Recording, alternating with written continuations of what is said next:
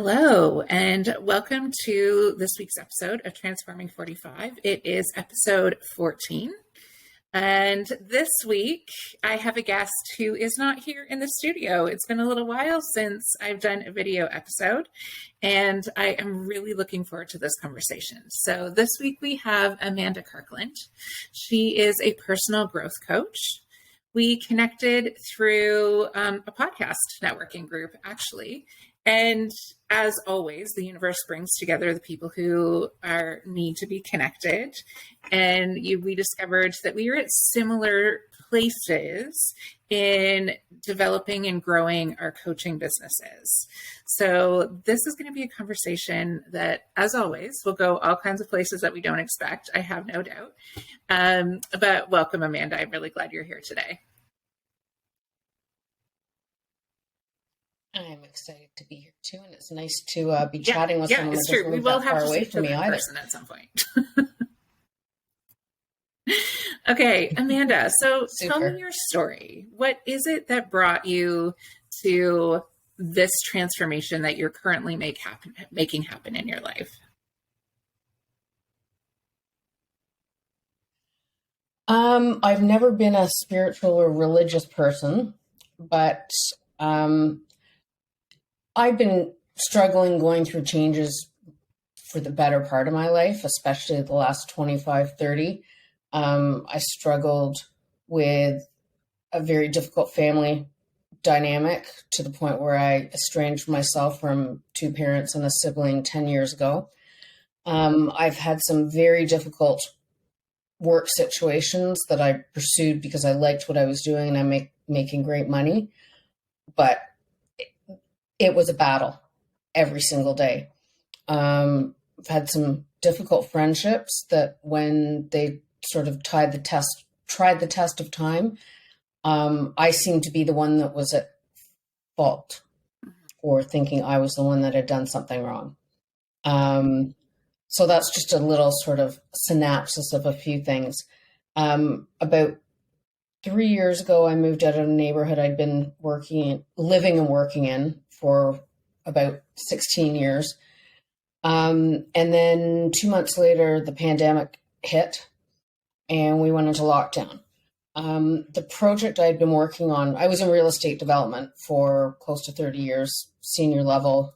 I'd been working on a project for about 18 years. It was coming to an end and I had to decide whether to go right or left in the road. And one was stay in the industry.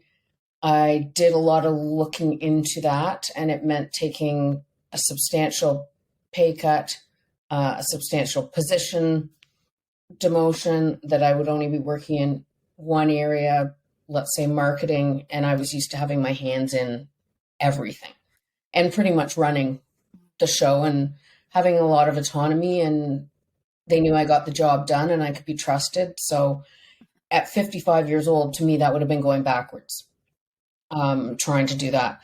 So I started researching and doing some reading about, I guess how to figure out what to do next. And one of the things was write a list of what you're good at doing, which I started to do. And I've done a 9-day demolition renovation of the home I'm in now.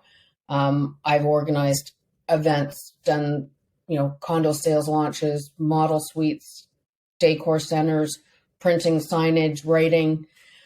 And I'm good at just getting things done and doing things. I love doing errands. One of my favorite pastimes, she's asleep on the floor now, but is driving around with my 15-year-old Yorkie ticket doing errands as my sidekick. And I was like, well, why don't I do that stuff for other people?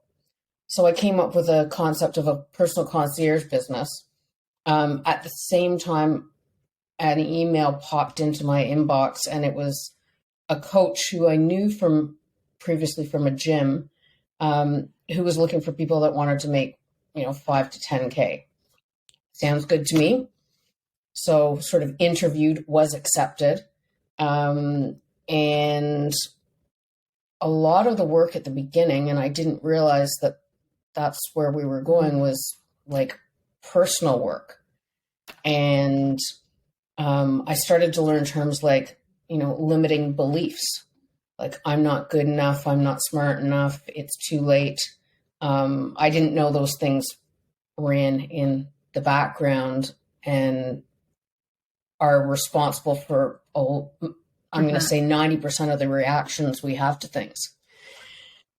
And then I had to come up with my purpose.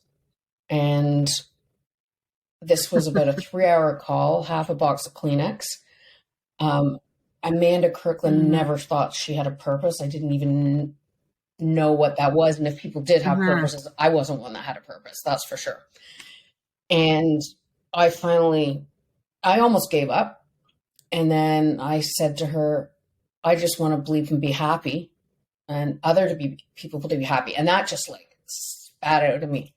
And it was like, oh my God, that's all I want. That's all I wanted for me. I wanted people to know that they're, supported, loved, heard. And as I started adding those sort of words to, what my purpose was, so to speak, I was like, those are the things I don't think I ever really got that I'd been striving for. So from there, she recommended I not have a service-based business, that it be a solution-based business. It started pushing me into the whole coaching, and I'm like, who am I to be a coach? I am a coach.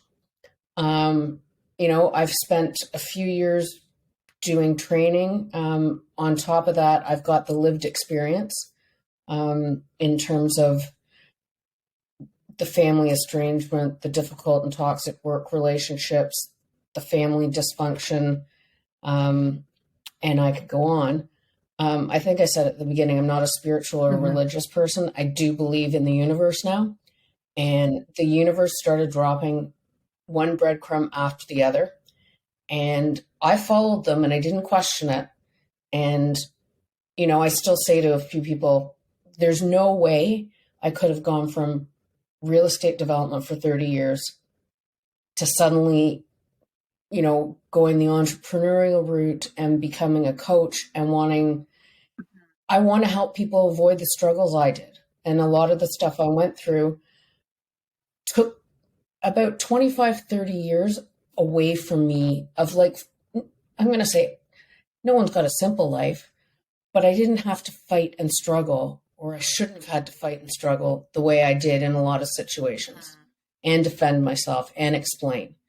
So, if I can share my experience and, using some of the tools I have now and some of the understandings about the conscious mind, the unconscious mind, as limiting beliefs, as we were talking about before, then I'm going to be a really happy camper. And, it's working so far with the clients I'm working with.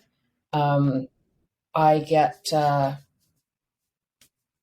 my own personal validation out of it. I don't need that from anybody else anymore. And no one questions my story. It's true.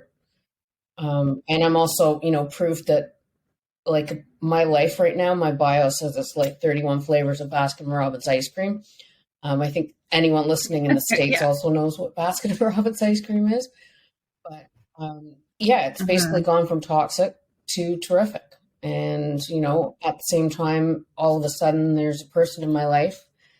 I never thought I'd necessarily be living with someone and that guy would appear, and he did. And a lot of that is a result of getting through, and it's not that I had to forgive myself, but understanding that a lot of this was not me, and maybe the behavior I had as a response or a reaction to it was set up not by me, by circumstances growing up.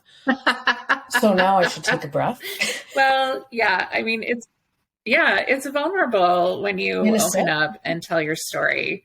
So I really appreciate you being so open and transparent in that, because that's what people connect to, right? And that's the work that we're doing, right? Is helping people hear something that sounds like, oh, that's me. That's me. That's also my experience. Because we all have experiences, emotions, especially after the last 3 years. There is not a single person that I have spoken to yet who hasn't uttered the sentence, in COVID, I realized that. And I think, and that's really been coming up a lot recently, as it has been the anniversary 3 years ago, unbelievably, of the beginning of that time. And I Yeah, think in March many ways 17th. Amazing. that it is this amount of time, especially this year, like we've been through some time now where we haven't been going into more lockdowns and those procedures that have been happening, where people are starting to have enough space from what happened. Not that it's over. Like, I'm not saying that COVID's over by any stretch of the imagination. However, it's not it's not setting off the daily stress signals that it was at one point. And so I think people have enough space to start really evaluating and thinking about what they learned in that time. So there are 1,000 things I was thinking about while you were talking. And one of the things that you said was autonomy. And I wonder, like, when we're starting to want to make, or not even want, like there's this phase that happens before there's even want, right? It's like this little, I feel it almost like a little prickling at the back of my skull that says to me, something's amiss here. And something is trying to communicate to you that you need to start being aware and listening. And I'm wondering what autonomy means to you, and if it means the same thing now that it did when you were younger at the beginning of your career.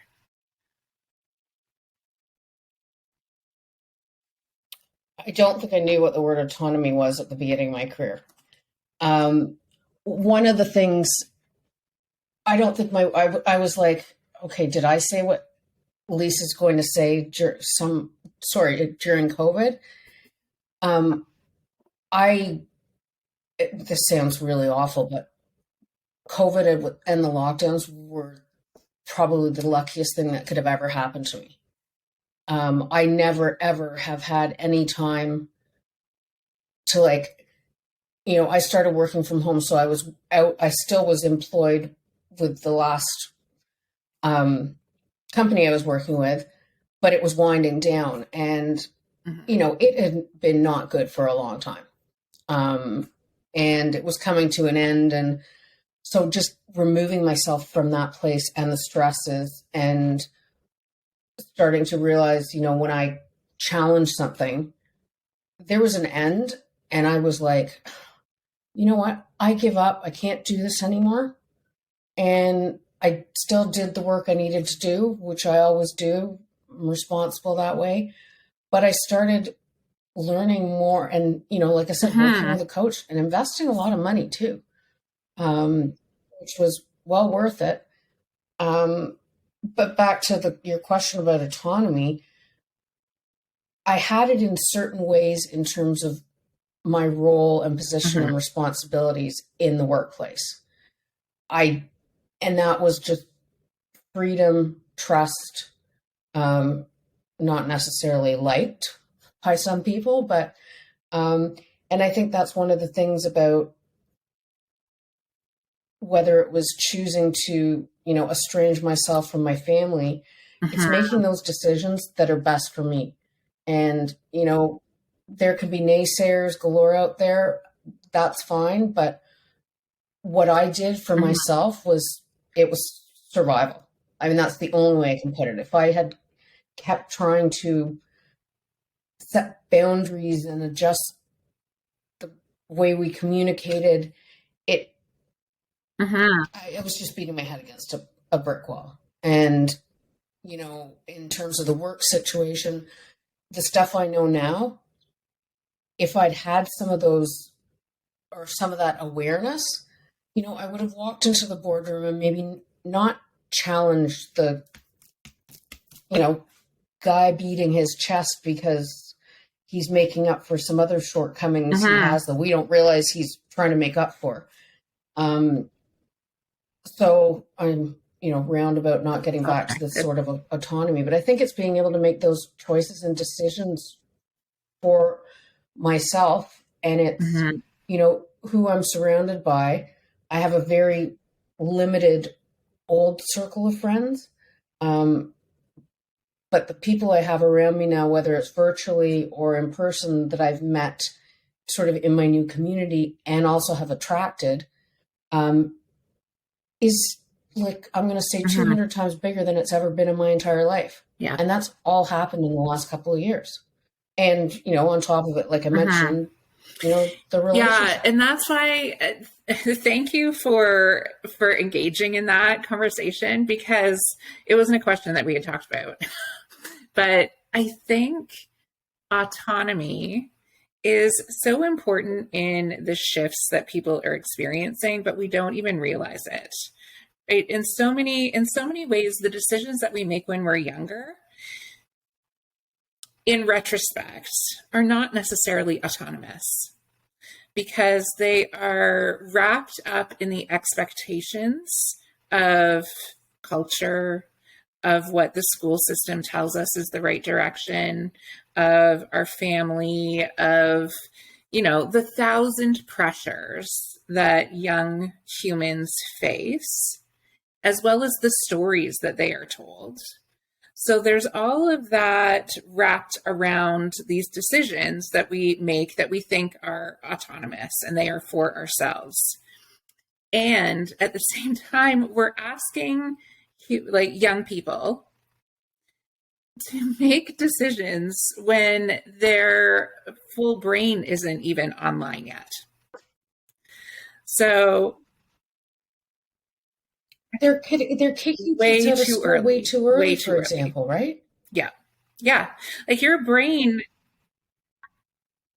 The world's a big bad place and you're trying to throw them into it. Like for the prefrontal cortex of your brain which is what is responsible for making decisions, isn't fully developed until you're in your mid-20s.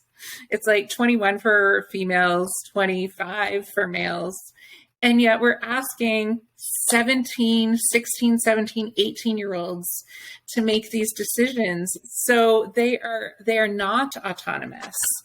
And then it takes this lifetime of experience to get to the point where you realize, I haven't necessarily been living the life that I really wanted to live. And that is when we start getting those niggling voices telling us it's time to stop and take stock. And I think for women in particular, at this phase of life, we finally have the opportunity to do it, because we've got, like a hair's breadth more to breathe than maybe we did before. And I think I know that is the power of coaching. Because those voices that we have in our mind are constantly running the script of self-doubt and mistrust. And that's where coaching can be so deeply impactful, because you have someone there to mirror back to you what it is that you are saying and offer a space for you to really dive into what is actually behind that mistrust, what is actually behind that self-doubt. As you were saying in your story, right? It takes a lot of time, it takes some expertise, and it does take investment in yourself. And that's the first step, believing that you are worthy of that kind of investment to spend time on. And that in and of itself is a massive first step. Yeah, it's hard work and it's a commitment. And, as as coaches, we're walking side by side with our clients, but it's not a buddy. It's not a sit down, I have a book title, and in brackets it says without hundreds of hours of therapy. Now, I'm not knocking traditional armchair therapy. I did years of it, and it got me through that 20 some odd years of my life, but it didn't tell me that I had a narcissistic mother or that I was the scapegoat or the black sheep of the family. It gave me no tools as to, why I may have developed the eating disorder, and that could have tied into family dynamics, etc. You just go in and sort of talk about the moment. And I mean, it's great living in the moment, but when you're trying to, whether it's heal or get better or figure out why something has happened, that's not going to help it. With, working with a coach, you're going to get pushed and challenged and be held accountable. And, we start with the problem, and to use coach speech, the presenting problem is not the problem. It's layers and layers back. So, going back to your parents and their parents, things that are happening to you today and the beliefs you have or the limiting beliefs that you have, they can go as far back as that. And, you didn't have anything to do with it. But once you become aware of those things, it's a matter of, I'm going to say deprogramming and practicing. Yeah, absolutely. A new mindset. Because the thing that presents, the way I describe it, the thing that presents that you feel like is your problem is the symptom. Right. So often people will present with like, I am a people pleaser.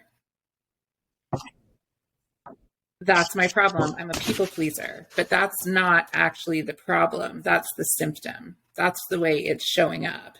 And that's the work that we do together, is unraveling that and pulling back. Okay, so you're showing up as a people pleaser, but why is that? Why? Yeah. And it's challenging. I remember, so I have a coach that I work with as well. And I remember her saying to me at the beginning, like, there are going to be points where you're going to be angry with me. And if you're not, then we're probably not getting to the heart of the word. Yeah.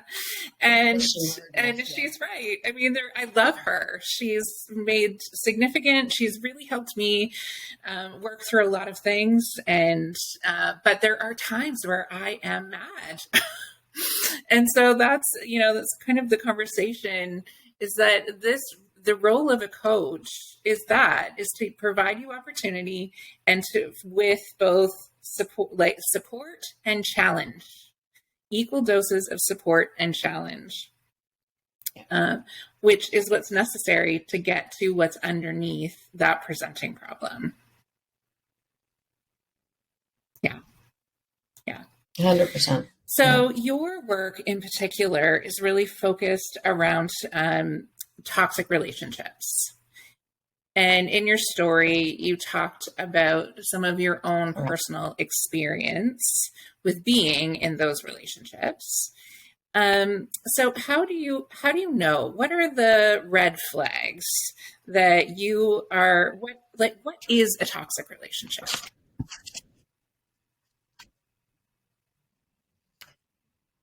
I've been sort of redefining how I position this, because, the listeners out there, the viewers out there, does toxic resonate with you, or is that like too big a word?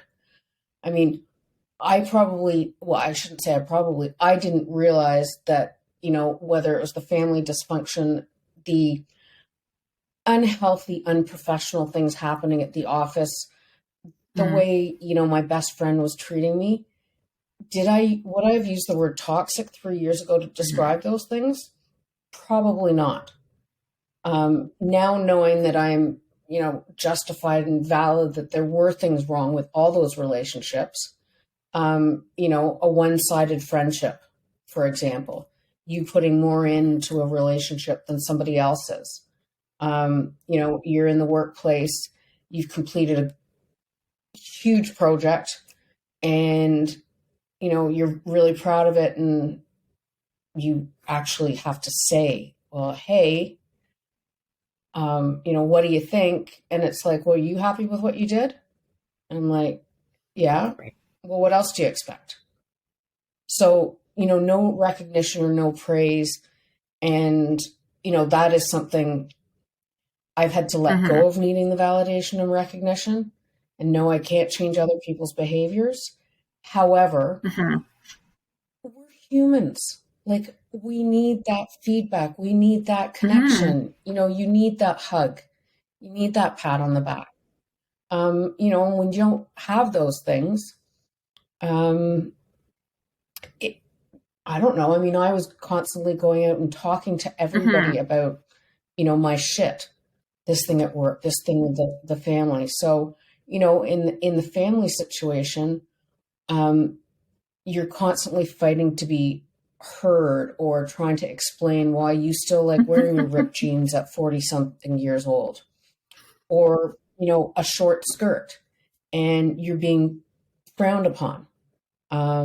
You're I know one of the things I was told when I used to try to express myself, I wasn't born with the proper coping techniques because I was upset about something and I wanted them to try see things from my point of view. Not listening to your child or your employee for that matter, it is very unhealthy. And, Mm-hmm. some of us can only take so much of that. Um, and, um, your siblings, drama queen out at a public, family event, and you try to sort of call it out, and you're the one that looks like has ruined the evening, and her behavior's just Right. dismissed as that's the way she is, just accept it.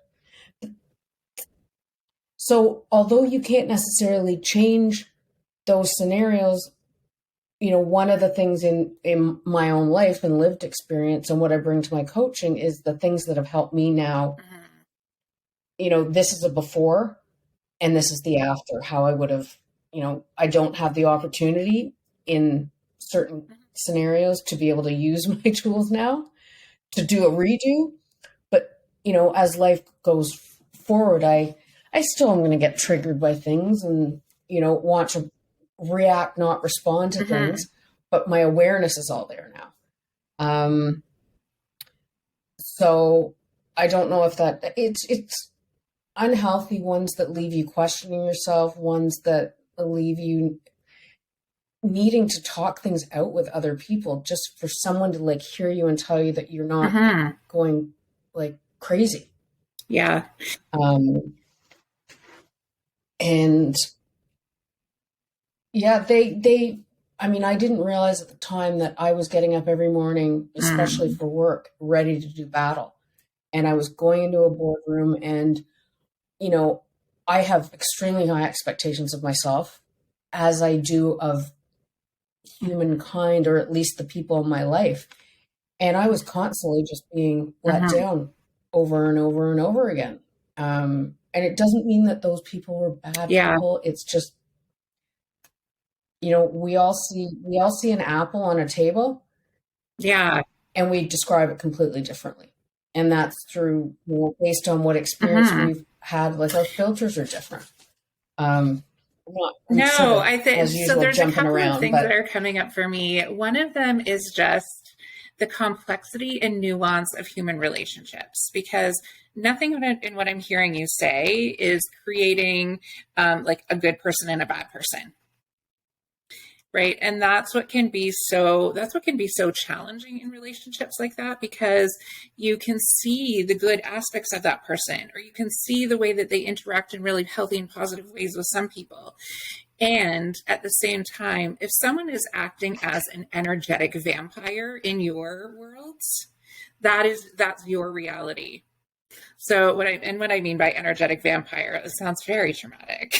What I mean, it's just like the vision that I get of it in my brain is that person who is just always taking, like, right? It's the what they need from you is just constant taking. And then in turn, that makes you feel like you are never enough. Like you can never provide that person everything that they will need, or everything that they want and need from you. And then you start feeling like you have to shift and change yourself in some way. So for me, in any relationships that I've had where I've felt like I can never give this person enough and they take every ounce of my energy, or and sometimes both, or if I feel like I have to change myself in fundamental ways to be able to stay in relationship with this person, those are two big red flags, I think, in terms of really unhealthy dynamics in a relationship. And again, it's not saying that that person is a bad person, because everything is so nuanced. But they are not the right person for me. Does that make sense? Mm-hmm. Yeah. Yeah, it makes total sense. Total sense. I mean, I've had a few situations where, like I said, Mm-hmm. you're putting in more than you're getting out, where that's where I kind of see my Mm-hmm. version of the energy vampire. And, that's basically Right. what ended a 34-year friendship. Not at my, it was just basically because I put my foot down and I was like, you've ruined a great day and Mm-hmm. you can't do this to me anymore. Yeah. And I shouldn't have used the word you, I should have used the word I, but in hindsight, it just, Mm-hmm. things have their expiry date too. And it's sad, but like, I Mm-hmm. just feel, you feel lighter because you are constantly Mm-hmm. trying to say or do the right thing or give the right piece of advice or, try to still work within their schedule, even though their schedule is extremely selfish, but then they tell you that you're the one setting your Yeah. time Yeah. zones. Yeah. Anyway. And it is that, like I said before, that demand of someone asking you or wanting you to be a different version of you. And in Mm-hmm. relationships, there's always negotiation, right, around what each person needs to be with the other. However, if you're asking me to change in some fundamental way that feels really wrong for me, that's where the problem lies. And if I set a boundary, and there are very few humans on the planet at this point in time that are really practiced and skilled at setting boundaries. And they are very hard and They're hard scary, and they're because if you scary. set that boundary, it might mean that person will never cross that boundary again. Right. So it might mean the end of a relationship when you set a boundary. And I think that's what is so scary about it. Mm-hmm. Well, and that, I know that I'm Mm-hmm. not in a lot of situations where I have to set boundaries now, but the situations where I have, even with the work I've done and the training I Mm-hmm. have, I'm Yeah. still scared to verbalize a lot of them. I will find ways around setting them without verbalizing it and also without drastically changing my behavior. And I'm going Mm-hmm. to say for the most part, it has worked. It's probably, yeah, because I mean, I've worked with some clients and I've started to hear more about their family dynamics. And I'm like, there's no way I'm telling that person that Mm-hmm. they've got to start setting firm boundaries and saying no. Because I have a few males I work with too, but, say in the instance of a female in a divorce or a separation, and, he wants to keep coming over and having dinner, and I've been told he's slightly volatile or can be and gets angry, like, we got to figure out ways to work around someone like that. And it is still setting Mm-hmm. boundaries, but in a much more Yeah. careful And way. as women in particular, as always, I can only speak from my own experience, we're pretty deeply programmed. So when I think about a boundary and setting like a really good and healthy boundary, it's just telling the person I am in relationship with what I need.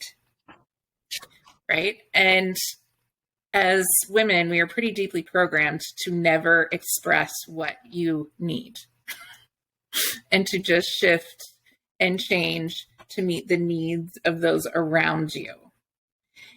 And so I think that is why even the concept of a boundary seems so challenging, because letting ourselves even acknowledge what I personally need in a relationship is really challenging, because we haven't been shown that is an acceptable and reasonable thing to do.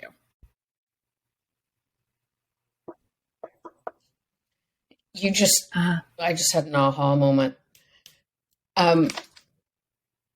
Yeah, big one. I mean, one of the, and it's always been used in a negative way. It's like, oh, you're gritty or you're unapproachable or, and I'm not. I'm not, well, I shouldn't say I'm kind of a little bit gritty, but in a good way, but completely authentic.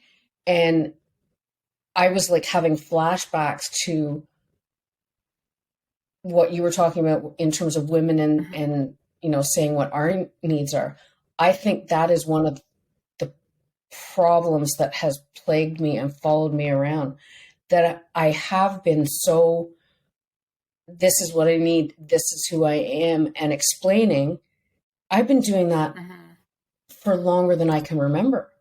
And, so I do know with parent situations, I was starting to set boundaries about, how we were going to visit and what topics we could discuss and this, that, and the other. But, when I start to think about the work situation and a couple of friendships, that was what you were explaining there was what I've been doing, and the resistance and the pushback and the criticism I've had for doing it. I didn't know how to probably articulate it in a better way. So it was coming across, so it would just, it got pushed back at me, and it was like, there's something wrong with you. But I wasn't. I was just trying to say, this is what I need, and this is what's acceptable and not acceptable. And every time I did that, I was basically not, for lack of a better, called names. Right. Or told, there was something wrong with me, or, well, we've covered for you, or you wouldn't make it somewhere else. Because the script is, if you say what you need, it's selfish. Right? It's not, and that's the sentence with the period at the end, right? You can't ask for what you need, otherwise you are being selfish. Yet we know, we're starting to unwind all of that and realizing that if we could actually just be more vulnerable and honest with each other and approach it in a way that says, hey, so in order for me to feel safe in this situation, this is what I need. What do you need to feel safe in this situation? If we could, and feeling safe, that's just one aspect of it, or one element that you could have a conversation about. But if we were able to approach it in that way, that actually made space for each other's humanity, which is one of the things humans don't do well. We do not make space for each other's humanity. Well, there's normally, no. Yeah, sorry, I try not to interrupt. It happens once in a while. There's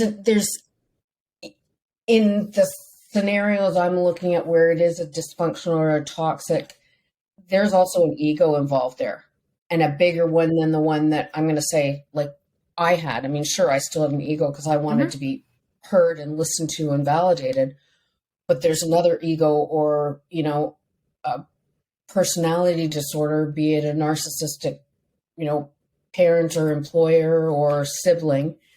And with someone like that, unfortunately, you're never going to be, I shouldn't say never, but to try have that conversation and you're being vulnerable.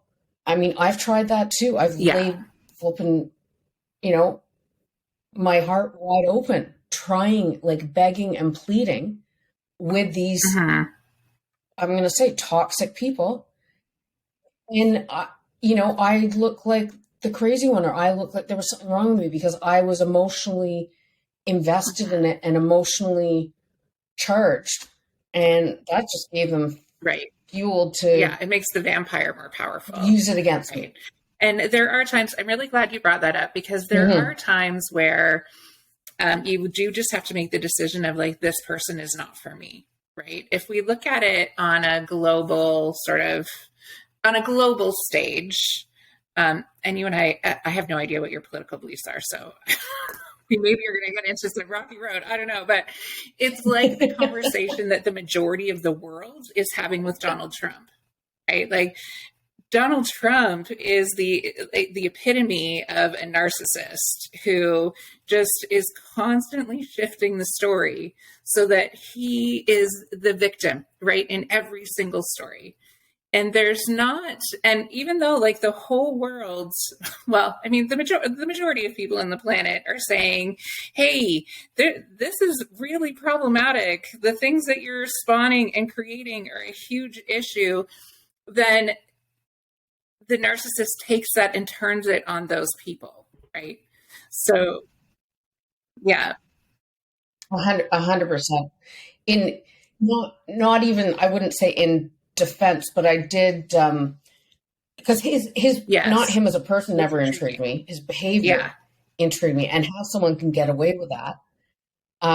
Oh, yeah. So I read the book his niece wrote, and it is, I mean, it's fascinating. No excuses for him, but knowing a few other people who have, not to his extent, that personality, but you know, the lying, the grandstanding, the boasting.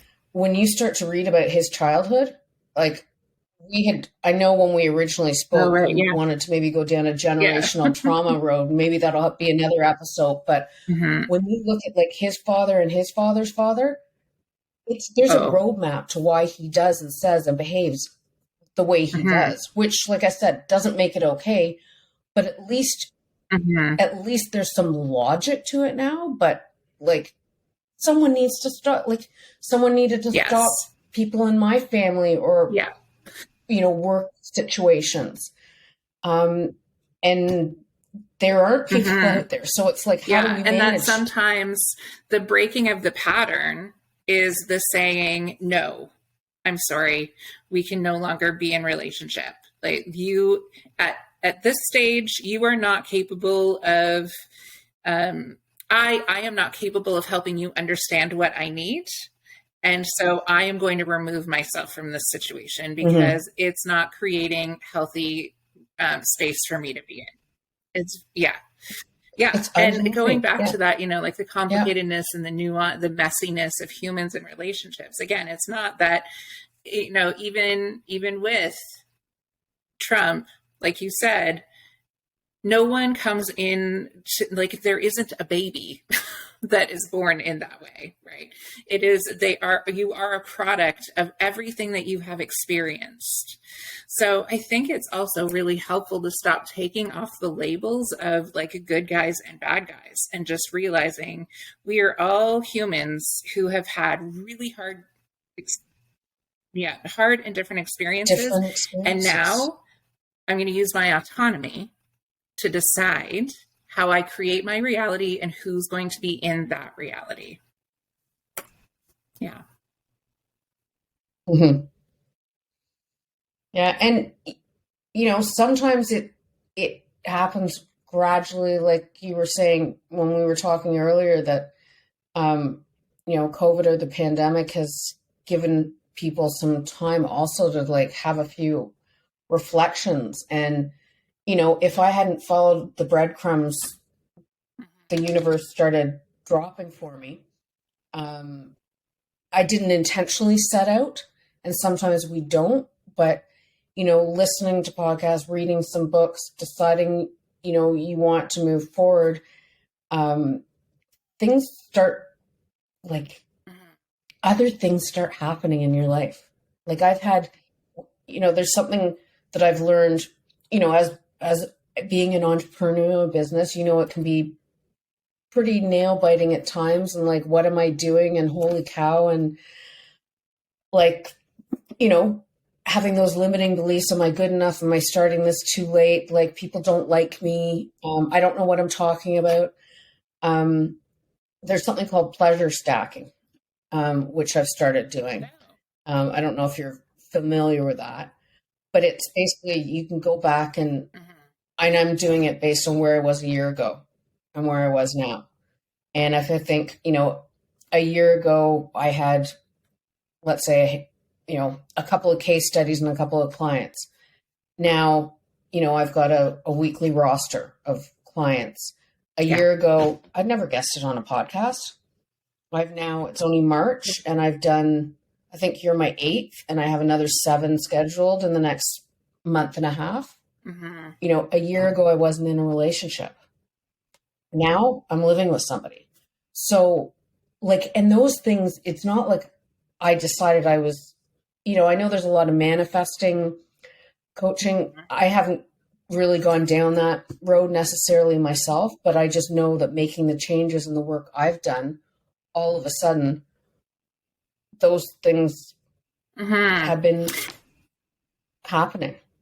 So yeah, they call it pleasure stacking. So when you're having those second doubts, you can look back, and I've done it probably 2 or 3 times in the last 2 months where I'm like, in full transparency, I'm having one of those days today. Like, but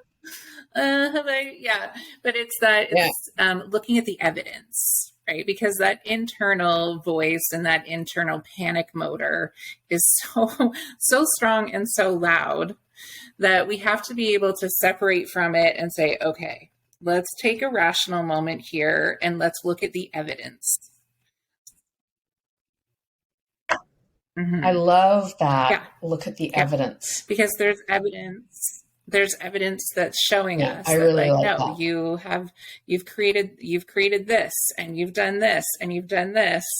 And it's one of the places where you also can know that someone is in your life for all the best reasons when you're unable to give that evidence to yourself. When there's someone in your life who can say, hey, look at all of these things that you've done, right? Mm-hmm. Yes. Or remind you to write down. Yeah. And I mean, I've actually, I've had my sister do that. I've had, one of my coaching colleague friends, when we were on a call one day, and she puts in the chat, man, I tried pleasure stacking. I'm like, what's that? And she's like, write a list down of all the things you've accomplished, even in the last, I think it was 6 weeks. So I just grabbed a piece of paper and hand wrote them down. And I was like, oh, wow. Yeah. It is. Look what you've done. So Lisa, that's my homework for you when you finish our call. Exactly. Yes. Rate yourself. It's actually so my coach, her name is Leanna Jane Lewis. And she's actually, she's going to be on the podcast in a couple of weeks also.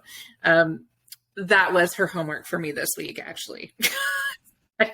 Look at the evidence. Just create an evidence board that shows what you have, how far you have come, the things that are happening, so that when you fall into those limiting beliefs that keep you stuck in one place, you have something real.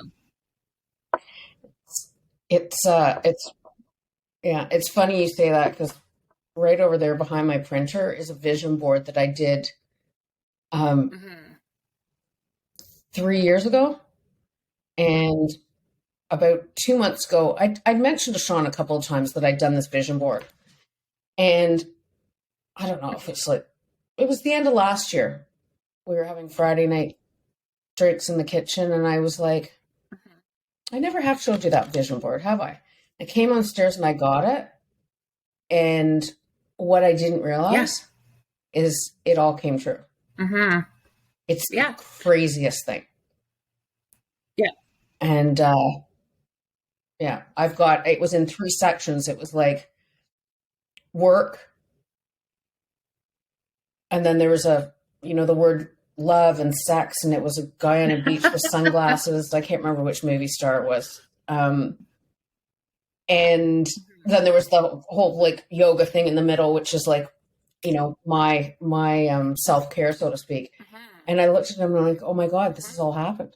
I'm like, how did that happen? Because it's a really great way. So when you free yourself from as we were talking about before, as for the relationships that are not working for you. And relationships can be not just with other humans, right? Like it could be the relationship with your work. It could be the relationship with social media. It could be whatever it is that you need to be freed from. When you free yourself from that, and then you set clear intentions, it allows us to focus, right? And that's what, when you're creating that vision board, it's the internal work of going in and really thinking about, what is it that I want? What matters to me? How do I want my life to be? And then it's that visual that allows us to focus and make that one step toward it. Yeah. Mm-hmm. Yeah. I had never done one before, and I actually didn't know how it would actually turn out. And it was all driven. It wasn't a conscious piece of work I did. It was completely unconscious. So when I finished it, I was like, okay, well, there's entrepreneur, start your own business, basically. And it's funny because, again, if there's listeners in the States, we've got a brand, Costco has a brand, Kirkland, which is my last name. But I had like Kirkland there, and it's Amanda Kirkland Coaching. But it's just, it's funny how those things can happen. And, a lot of that stuff is all born out of starting to do, work and take accountability. And, it sounds so simple, but my sort of biggest takeaway is, at the end of the day, if I could tell my 20-year-old self something, and I've never known how to answer this question because it's come up on other things, not directed at me, but I've reading posts, social media, what would you tell your 20-year-old self or 16-year-old self? And mine is simply, you can't change other people. And I think, although I don't mean I've been trying to change them in that, but I've been trying to change their behaviors, or their behaviors that I didn't like. And in a lot of cases, those behaviors nobody would like. Yeah. Amanda just happened to be the one that always wanted to challenge them. So, you can't change other people, and it takes a long time to sort of get that awareness and then practice not getting triggered and reacting the same way you have for 35 years to these toxic individuals. And that can be, I'm still biting my tongue with the sales rep at the car dealer that I'm dealing with, who I leased a car from 2 years ago. And, he's passive aggressive. He doesn't get back to me. One of the things I have to let go of is not having my expectations met. But with him, it's challenging, and it's draining on me, trying not to blow up on him. But there's no point. Right. And I'm going to look like. So it is that. Yeah, it's really, really important that, you can't change other people. All you can do is decide where you're going to spend your valuable energy. And if it's not, like you said, in that, that person you have to have an interaction with every couple of years when you need a new car. But that's not worth your energy. And all you can do is let that person be free and be on their way. And you get to decide, right? And that's the work, is I get to decide where I spend my beautiful and valuable energy, and who gets to be in that energetic space as well. Yeah. Well, and I've changed dealerships, but you know what? He doesn't care. That type of person doesn't. So anyway, that was just sort of a segue onto. And actually, that's an hour. Yeah. It does every time. And I think that's a really great note to leave it on, that you cannot change other people. You can only change how you respond, and work on getting to a place of response rather than reaction. Yeah, that's great. Thank you so much for being here today. This was, as always, a fascinating conversation. Well, thank you for having me on as a guest. Yeah. It's been fun. So thank you. For sure. Talk soon.